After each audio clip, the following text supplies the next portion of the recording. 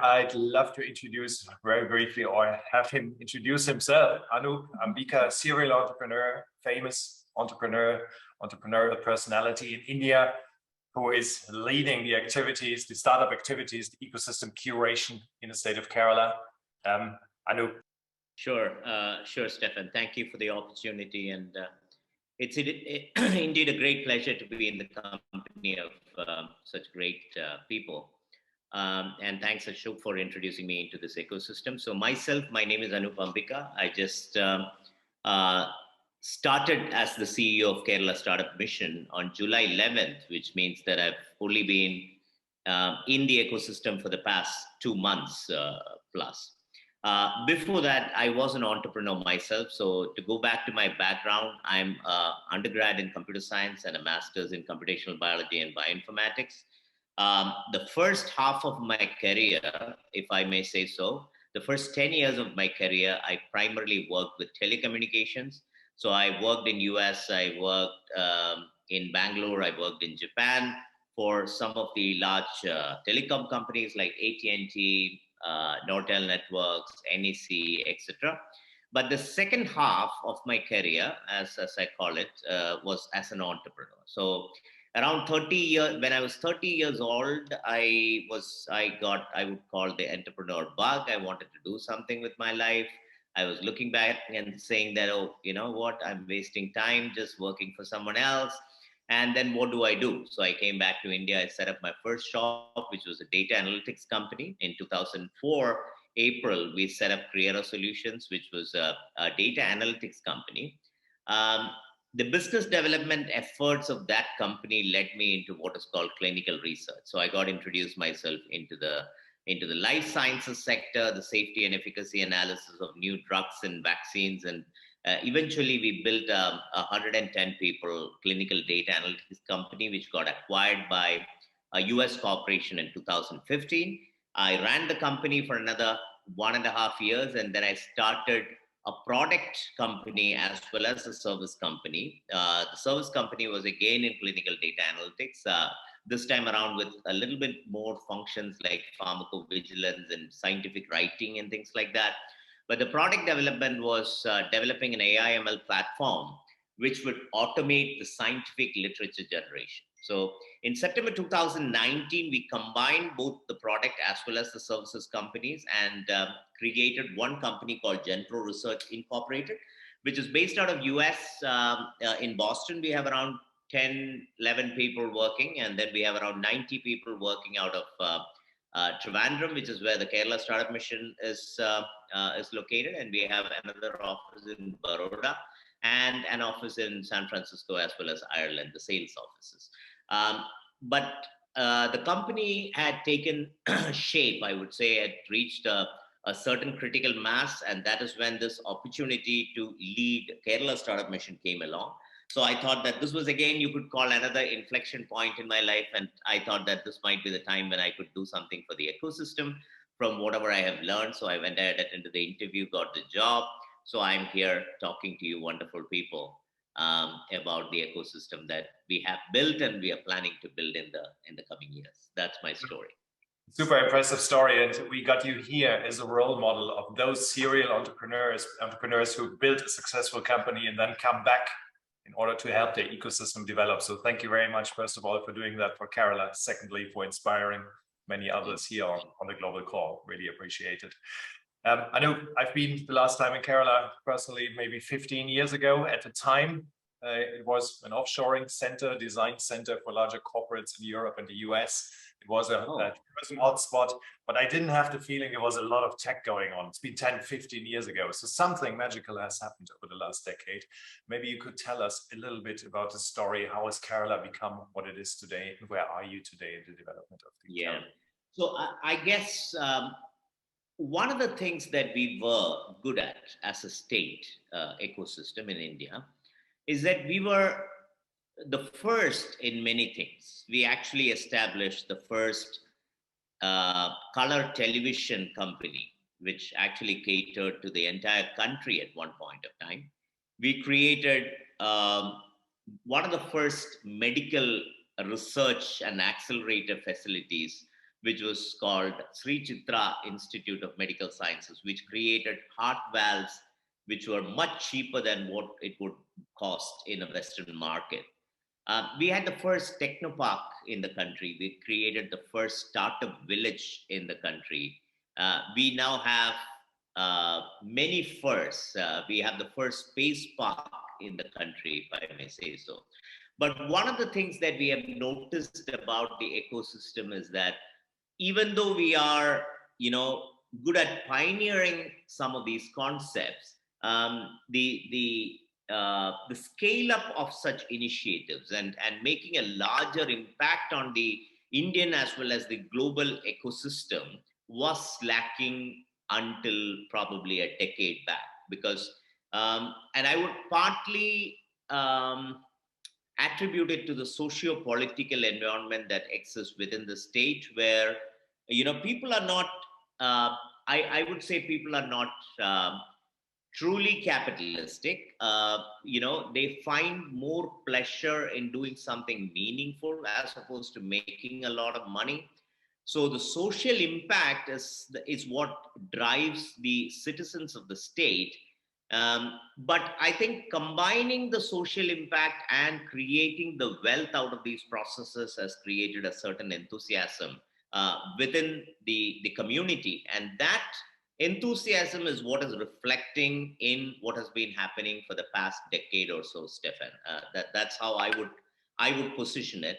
And obviously, the exposure that you have gained over the internet about all these wonderful innovations that are happening across the globe, much like any other country or community or state, it would have inspired the younger generation of Kerala. And then there is also a larger diaspora that has gone out, starting from the nurses who went to the West Germany early in the probably 50s or 60s, and now the large number of software engineers or statisticians or scientists that are going to multiple countries and working and doing the postdoctoral research. So the wealth of information that this diaspora brings back to the state is also a motivation for people to try out new things, motivation for people to innovate, change the ways in which they learn, apply, and create enterprises.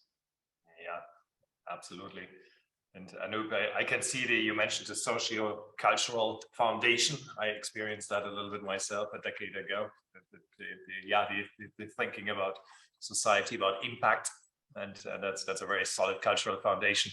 At Startup Mission Kerala, you've been nurturing this kind of foundation with very practical programmatic initiatives, helping your startups with mentorship, with funding. Could you give us a little overview what to expect as a startup entrepreneur if I set up shop in Kerala, if I come from abroad, set up shop in Kerala?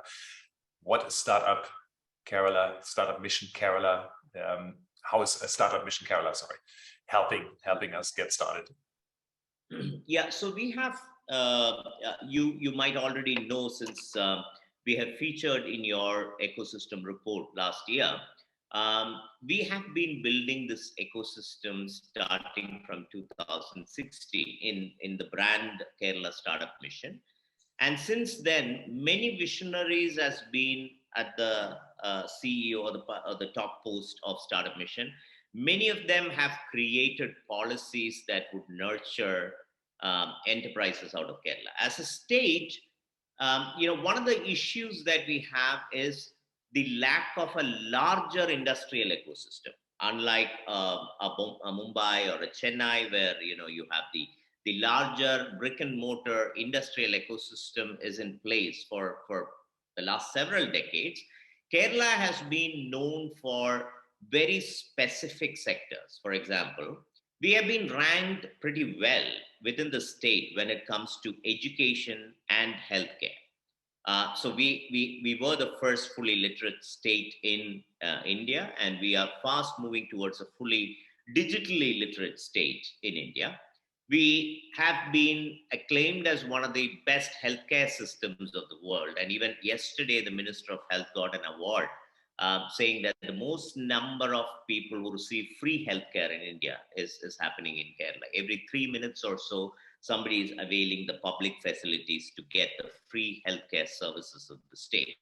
So healthcare, alternate medicine in terms of Ayurveda or Homeo, agriculture, education, space tech, etc., are some of the areas where we have traditional strengths in. We have the Vikram Sarabhai Space Center, out of which most of the space technologies that would power India's satellite programs and some of the international satellite programs also comes out, right? We have an array of medical colleges, some of them probably more than 50 years old, who have created cardiologists, oncologists, neurosurgeons who are some of the best in the world. And we have been trying to build on this traditional sector strengths that we used to have.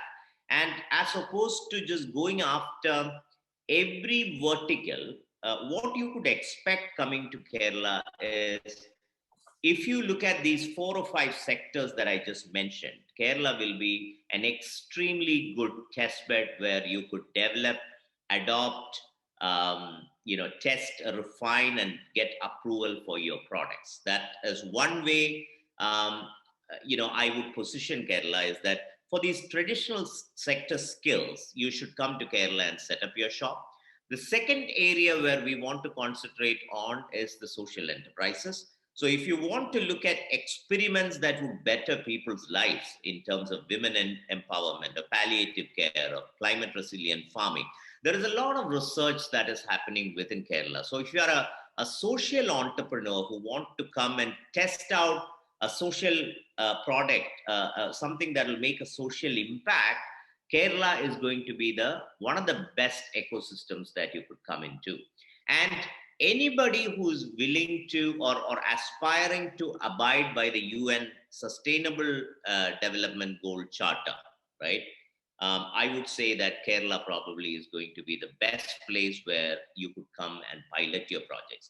Other than the grants, the schemes, the incubators, the Fab Lab / Make a Village ecosystem, the digital fabrication ecosystem, philosophically, these are some of the things that entrepreneurs who would aspire to come to Kerala and set up shop should look at. The sector-specific strengths, the sustainability development goals as chartered by UN, and the social impact factor that we value so much within the community when it comes to your enterprises. Thank you, Anoop, and really delighted to hear, because it's so important for a somewhat smaller ecosystem to build on these traditional strengths in the absence of larger traditional industry. Yeah. It is obviously going for sectors where you have these great strengths. You were talking quite a bit about life sciences, patient care, health. As one example, it's one example of this big global mega trend of deep tech on the rise. Deep tech is driving the growth of our startup ecosystems globally. Deep tech also is very dependent on forming a good bridge between the academic, the research side, the professors, the postdoc, the researchers, and the startup ecosystem. I'm sitting here in Europe where things are sometimes a bit difficult. They speak different languages and they don't necessarily coalesce very, very well. What's your experience? Are there some learnings for the network here, how to do that really well? Yeah, so I mean, the experiments with the industry, so the triple helix, as the Stanford calls it, like the government, the academia, and the industry, right? How do they come together and create an ecosystem? This is a problem that the entrepreneurial ecosystems across the world, along with academia, has been pondering over the past several years. How do I reenact a Stanford ecosystem, right, or a Boston bio ecosystem, or a Finnish or a Scandinavian, innovation ecosystem? How do I do that? It's a question that we have been consistently asking, and we have been doing some introspection in terms of how do we learn. And as we speak, some of the ministers from the state are also planning to visit Finland and look at the famous model of the Finnish education, learning by applying or learning by creating, right? We as a community, Stefan, has been learning for exams for a long, long time. And that, I think, applies for India in general. The new educational policy that is coming into place is slowly trying to change that, even though there is a lot of resistance from the traditional academicians that, students should not be taught to create things, but they should be equipped with knowledge so that they could later go back and create. Because if you look at the life cycle of a human being, the creation of larger products or I'll call them products or designs or poems, it used to come at a later stage in your life. That is after 30 or 40 or something like that. That cycle has changed. Now you see, the younger ones, which is like probably the 18s to 30s, creating products or platforms that impact the global population, the way you network, the way you search. So some of these things are already created by very young people. So which means that the traditional concept of, okay, so let me equip myself through knowledge, test it out, get my degree, and then later go in and create, that is slowly changing. So I think society as a general is starting to accept that I need to start learning by creating and learning while creating, right? So that change is happening within the universities. The way learning happens, we have been slowly trying to change and create micro learning platforms. There is a community that we have created called New Learn. So we call it Mu Learn because it's smaller micro learning, but also at the same time mutually learn. I teach you what I know and you teach me what you know. And that create communities which will teach you things. So a university entry or a college entry is never going to be a barrier for you to learn if you can actually strengthen this micro skilling community platforms, which is what we are working on right now. So on one side, to acquire new skills, whether you are inside the university system or outside the university system, you will have these micro skilling platforms. On the other hand, we are planning to create what is called a community innovation center, wherein if I'm a homemaker who's sitting at home but have acquired a new skill by going to this community's the micro skilling platform, I would be able to go and then test my skill or use my skill to create something using these community innovation centers. This community innovation centers will eventually form micro clusters of educational institutions, research institutions, policy makers, local hospitals, and other areas. And then that becomes within the context of your city or your village, you will be able to identify problems, acquire skills, create things that might solve the problems. Some of that might succeed and you will be able to scale them to a global scale.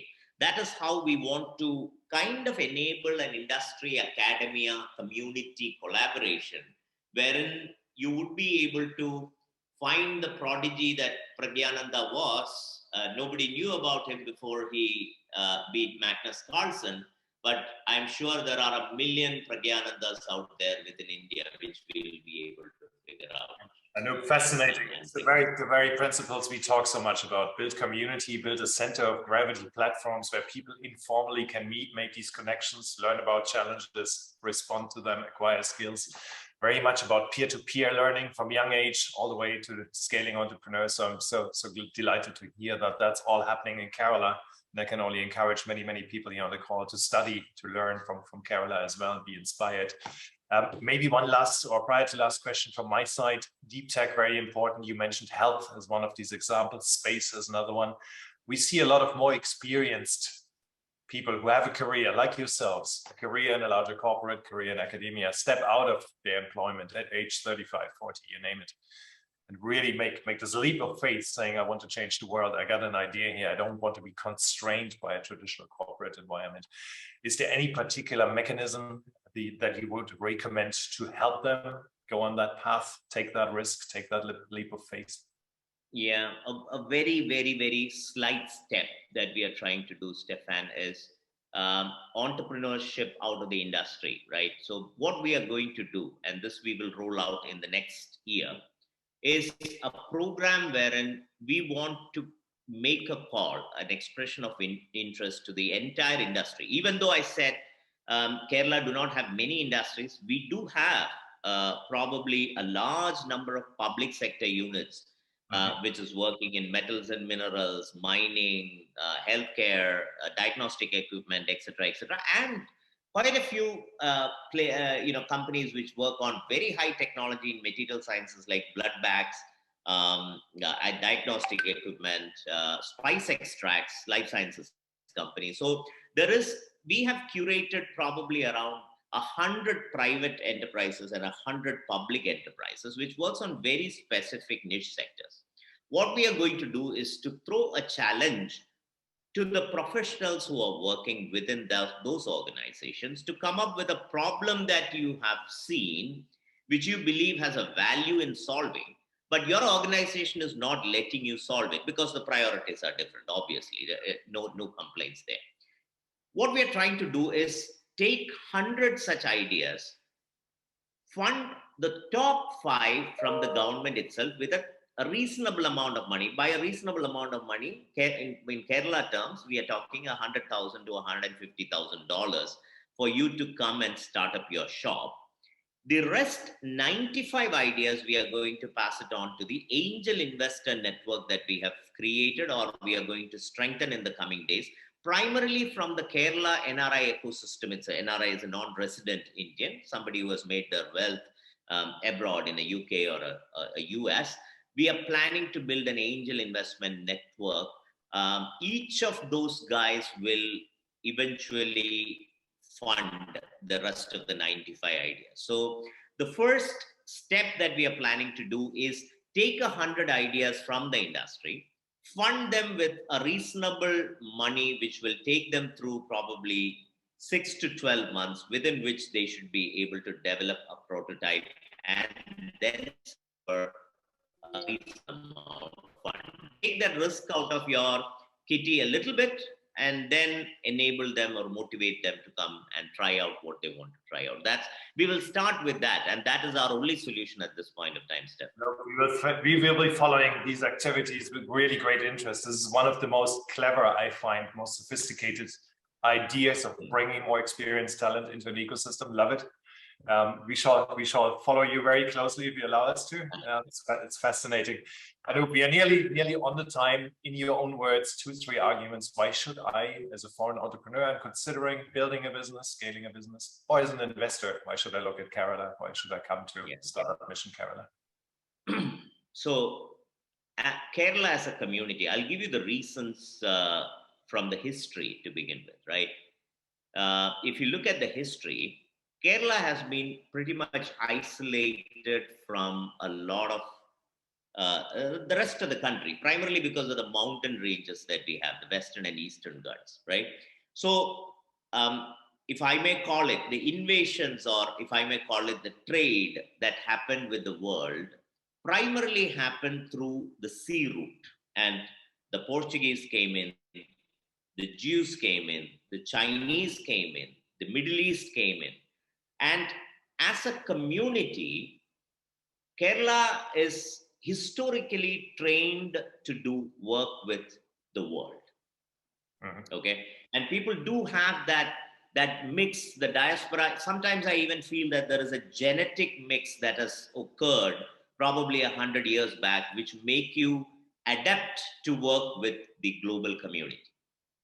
Okay. And if you look at the non-resident Keralites who have gone abroad, they have excelled very well within the knowledge-based industries because of the education, the university system, the higher education system, and the research ecosystem that works. There is 125 research institutes that exist within the state, and we do cutting-edge research on life sciences, earth sciences, material sciences, social studies, you name it, we have it here.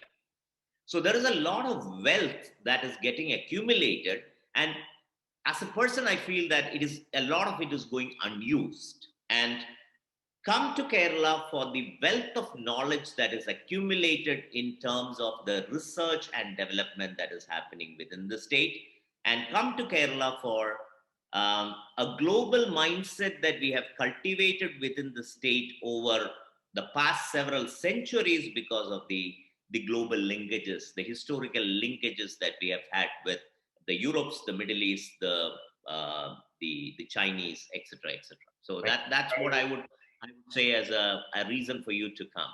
Thank you very much, Anoop. I think our research has demonstrated the importance of having diversity and the connectivity to the world in order to really build businesses, intelligent, competitive businesses, and to scale them. So being so deeply rooted in a most diverse history certainly is a great argument. Again, big thank you for having you here, for giving us the insight on Kerala. Fascinating journey for the state, but also looking at yourself. You're so grateful for a successful entrepreneur to come back, give back, and shape the future of a startup, of a fast-growing startup ecosystem. Big thank you for joining us. Thank you so much. Thanks for having me, and good luck with all your programs. And we definitely look forward to being part of some of them. See you in person very soon. Thank you, Anoop. Thank you.